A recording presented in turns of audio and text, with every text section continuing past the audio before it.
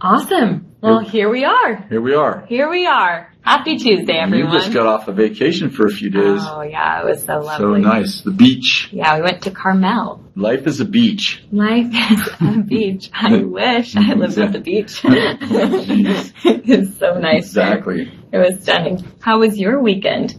It was good. Yeah. Yep. You traveled too a bit. I worked hard so that you could go to the beach. Exactly. You worked double time. We were in Vacaville, California, and we did a conference on spiritual intelligence, and it was amazing with some other folks there, and it was very good. At the church, the mission, called the Mission. Okay. And then I spoke Sunday, and we came home. We had a very good time. Oh, that's awesome. That's awesome. And it's a big week this week. We have BSSM starting, huh? Yeah, it starts today, and it's, I think third year started last week. Yeah. And today starts first year. We got students everywhere, all over the place. I know. I'm like, school is back in session. They got that, supernatural first year look like, what is going on? What's going on? Where's the angels? Tell them. Where's the angels? Yes, exactly. Oh, sweet. Well, I am so glad we got some time with you this week. It's a busy week. Yeah, it is a crazy week. I love doing this. It's awesome. Well, today I'm going to ask you some questions about attributes of leadership. You're obviously a great leader. You've led many people. I don't know about we're gonna get a little. Can we just go back to? Can we go back to? You're a leader. You are a great leader. That keeps the bar nice and low. You're a leader, aren't you? Oh my goodness. Okay, well we're gonna start off with just a few questions. Okay. Get you warmed up. Okay. First of all, what are the 3 most important accomplishments in your life? Well, my family. Raising my family. You are married to my grandson, so that's true. You are one of my accomplishments is sitting right next to me. Oh yeah, took us a lot to lure you into this family. Oh my, a lot of convincing. a lot of prayer, a lot of convincing, and just a little manipulation. That's all, just a little. Yeah, I mean, we're proud of our family first, and people say that kind of as a. Well, you're supposed to say that you're a pastor, but I mean, leaving a legacy and that being partly my biological legacy and our biological legacy, Kathy and I, is the most important thing. And I've been married 46 years. I'm proud of that. And I have a great marriage. And, we've been together since Kathy was 12 and I was 15. Yeah. So I think in this day and age, something you may not even mention in maybe some seasons of history, but I think staying married and in a thriving marriage for 46 years is a great accomplishment. And really it's attributed to Kathy's, forgiving kindness, Yeah. Especially in our early years. And I think that the school ministry will go down in my personal history as being the greatest thing I've ever. I mean, I don't at all think that I did that. I think it was Bill's idea.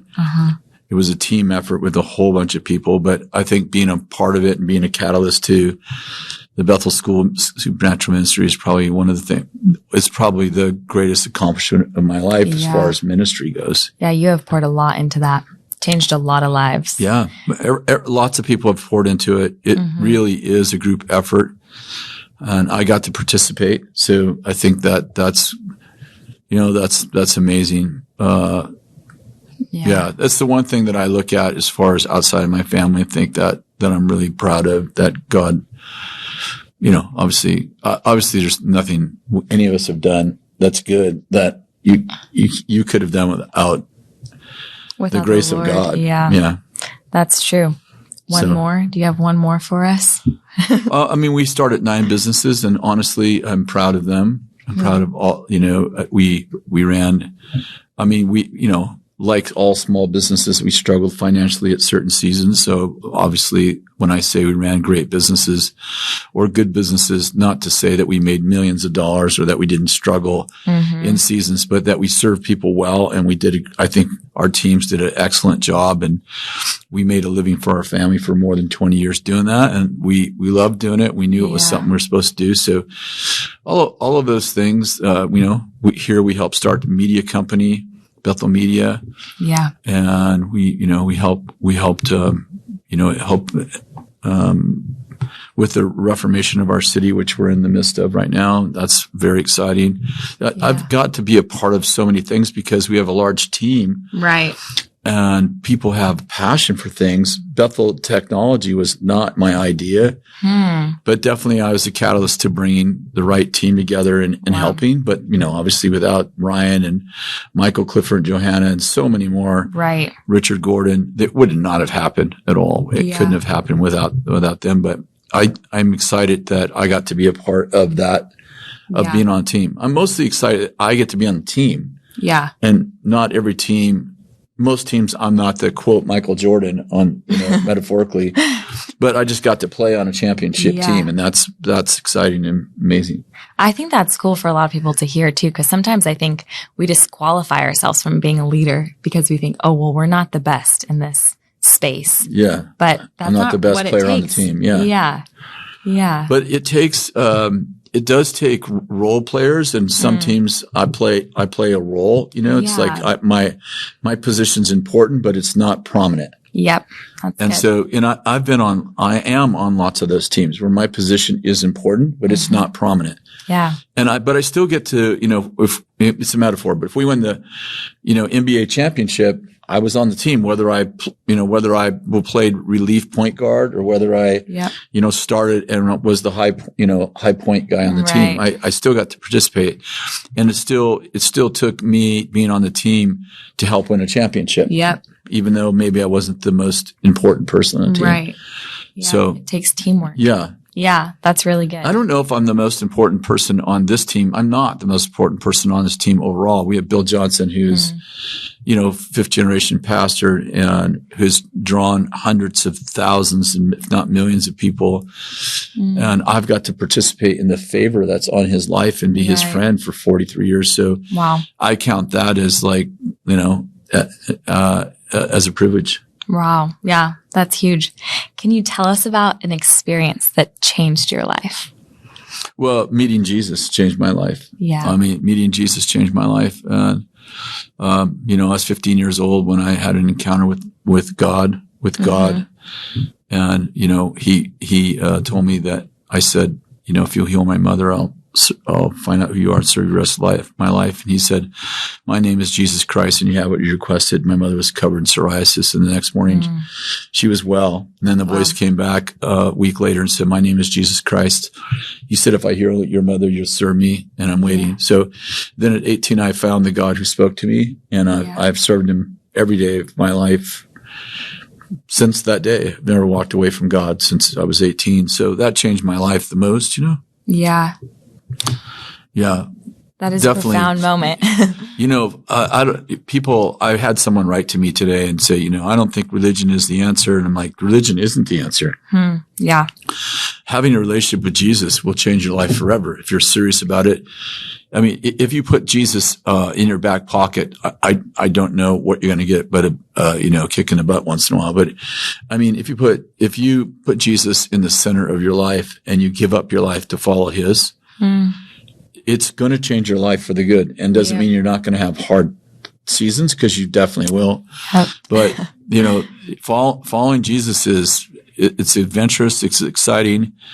I'll say in seasons it's heartbreaking because you love lots of people, and people get hurt and die. Yeah. But it's being having a born again experience with Jesus will change you forever. Yeah. That's really good. It's hard for me to understand why someone wouldn't want to follow Jesus. Like, what are you giving up? And, to be honest, we gave it all up. Yeah. And, and the Lord's blessed us. And, we have things people would want, but I didn't know we'd get that. I didn't give it up so I could get something. I just gave it up because I didn't have much I wasn't having a happy life, Yeah. Yeah. That's so good. What do you do now to cultivate your relationship with God? Actually, my life with God's very simple. And the students ask all the time. Yeah. They think there's this magic pill. You take this pill and you're going to be like freaking Moses, Right. You go up on the mountain and pray, and you wait until you come down with a stone tablet. And for me, I'd say I've had lots of encounters over the years, But I noticed this, the more I spend time, more space I give to time with God, the more encounters I have. Wow. So, I pray every morning, every night. I read my Bible every morning, every night. And it's not, it's not stars or angels flying around or voices singing. Yeah. 99,999 out of 100. It's not. But if you don't position yourself, yeah. Earl Johnson, Bill's dad, once said in a men's retreat, I'll never forget it. He said, "The harder I work, the luckier I am." Because people are like, "Oh, there's just some people who are lucky. The harder I work, the luckier I am."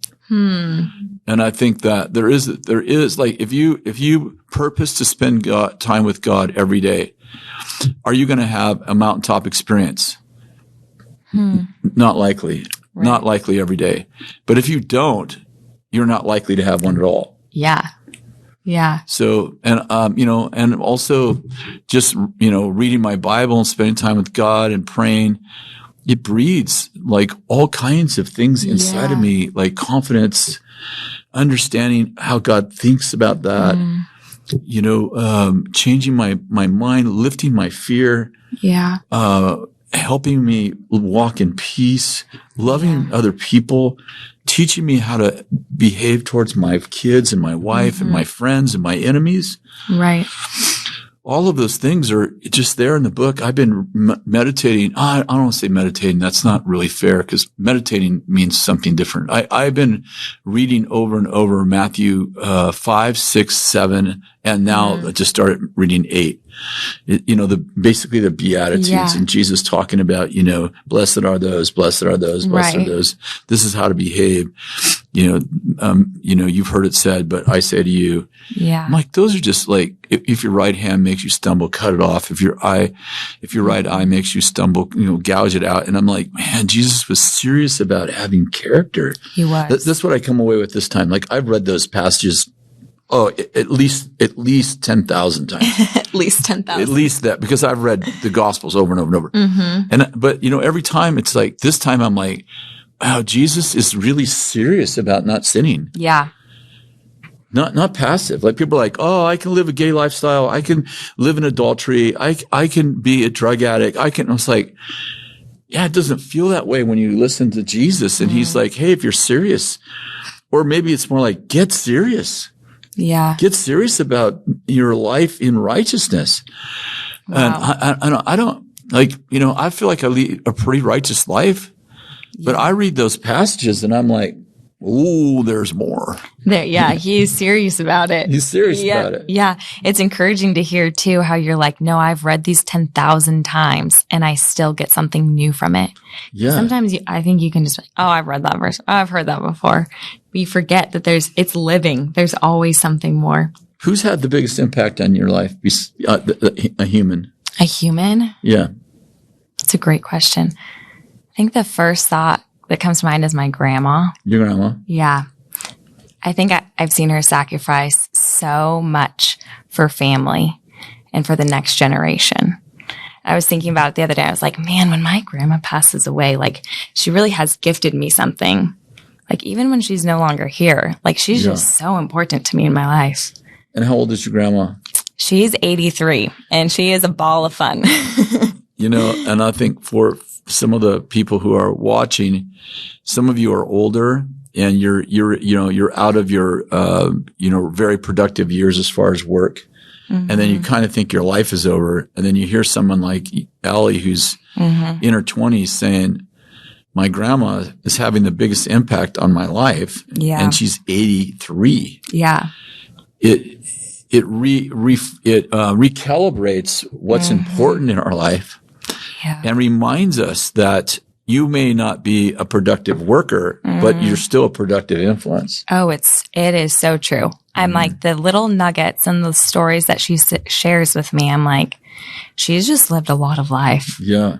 Things that even the brightest person maybe couldn't pass down to you just because they haven't experienced that much. That's really beautiful. My grandfather had a huge impact on my life too, and unfortunately passed untimely. I think he was in his mid 60s, but so sad because he was so believed in me and so inspired me. Yeah. You know, believing in somebody while they're still like Dennis the Menace. You know, find someone who believes in you when you're still a mess, you know, is remarkable. It's so true. Yeah. So true.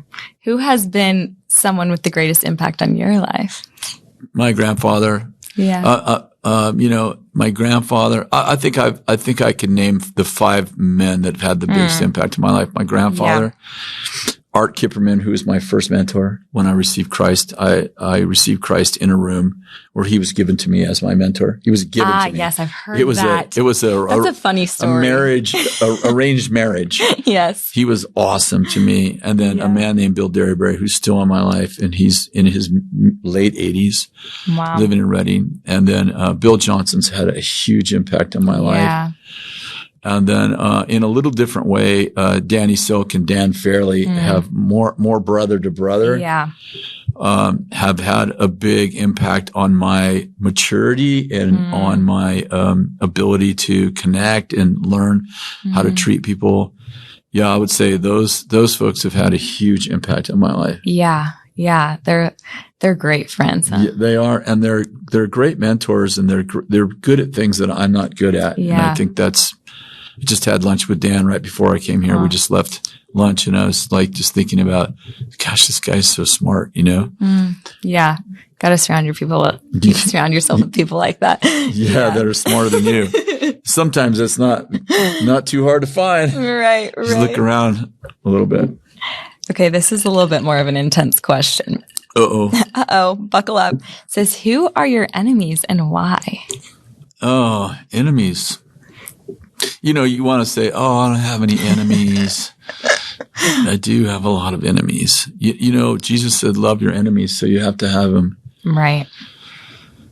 You know, to be totally honest, enemies that I don't like, people I don't like, I don't have, nobody comes to mind in my mind right now. That you don't like. Is that what you said? No. Yeah. I mean, you know, my first stepfather would have obviously been my enemy. He abused me for 8 years. Yeah. But I mean, I totally like even bringing him up, like there's no pain, there's no animosity. Obviously he wasn't a good man, but he wasn't a good man. It's not because of me. But, you know, there's a lot of people who don't like what we're doing. That's true. And, you know, I often fantasize that if I had an opportunity to talk to some of them, most of them, that the passion for hating us wouldn't be there. Yeah. But nevertheless it is. And it's ongoing. You know this, Allie, because you oversee all my media. It's just the constant barrage. Yeah. You know what's interesting to me is, so we grew up just loving Jesus. I mean, really simply, like loving Jesus and serving people. So in 20 years that we lived in our mountain community in Weaverville, in a house, 1,600 square foot house, at least 17 years of that we had people that lived with us for, you know, free, you know, homeless people, broken people, homeless families, you know, and we led, you know, I don't know how many people, hundreds of people to the Lord. Wow. Fed people. We've always been generous. You know, we ran, we started a ministry to, probation kids. It's supposed to be 6 weeks long. We did it for 5 years. Wow. You know, funded it ourselves 2 days a week for 5 years. You know, we adopted our oldest son out of that, on and on and on and on. And on Facebook and on social media, Instagram, people say, you're not a believer. You don't know Jesus. You know, it's just crazy. Right. And so, you know, those kind of things are painful. And I actually don't understand it, to be honest. Like, I do understand, like, I don't like your doctrine. I don't agree with your point. Yeah. Maybe I don't believe the gifts of the Spirit are for today, or Right. I don't believe that God wants to raise the dead and heal the sick and cast out demons. Right. I get that. There's so many different denominations. We all read the same Bible. And we come away with a different perspective on what the Bible's saying about that. But to demonize someone, to actually think that someone is a false prophet or that they're like an evil person or whatever, because they don't agree with you or because they got a prophecy wrong or because you didn't agree with their preach. Right. It's devastating. And I'll finish my little rant with this because this feels good to say. I worked in the world for 20 years in business. And I will say that the world was 20 times kinder to me than the global church. Not our local church. It's beautiful to us. But than the global church. Right. Christians. Wow. It is difficult to understand. That is. You vote for the wrong person, suddenly you're an enemy. It's crazy out there. Yeah. I preached on it 2-3 weeks ago now. It's like the offense, the bitterness, if you are, if you're a vaccination person and the anti-vax person doesn't just disagree, they don't like you. Right. And vice versa. Right. If you voted for Biden, people that voted for Trump don't like you. Like you're an enemy. And vice versa.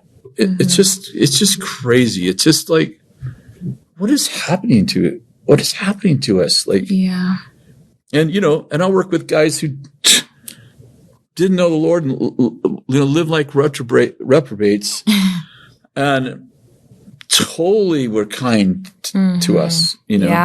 A whole town of people. So, that I would say that's hard and.